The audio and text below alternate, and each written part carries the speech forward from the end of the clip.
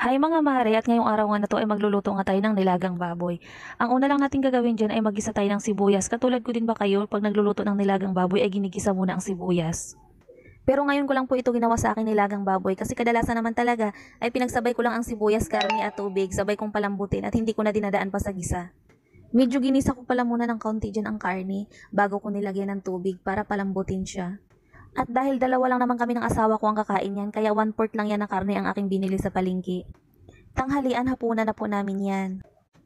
Marami nga akong mga video na naka-upload sa aking YouTube channel at lahat yon ay walang voice record. First time ko lang mag-voice record ngayon at medyo natutuwa nga ako dun sa mga ibang kamami natin na nagbablog na nagbo-voice record sila. So kinaya nila, so itiray natin. Medyo pabulol-bulol pa nga rin pagbo-voice record ko, kaya pasensyahan nyo na. At ayan na nga, nadamay na nga pati halaman sa aking pagbablog.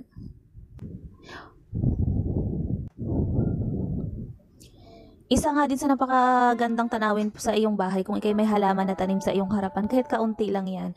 At ayan na nga, binalikan na nga natin ang ating pinakuluang baboy at malambot na, kaya nilagyan ko na siya ng pamintang buo. Kaunti lang yung pamintang buo na inilagay ko dyan, at saka inilagay ko na din dyan yung tirang magic sarap. Kaunti na lang din yan, at nilagyan ko na siya dyan ng asin.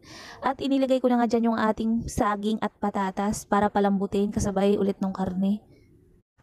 At take note nga pala, yung saging ay optional lamang yan, may natira laang na saging, kaya isinama ko na 2 piraso laang saging na nilagay ko. At ang patatas natin ay isa laang piraso na maliit, kasi pag sa mahal ng patatas, ang isang piraso ay 20 pesos. 2 dapat ang bibilihin ko, kaya lang ibinalik ko yung isa at 40 na.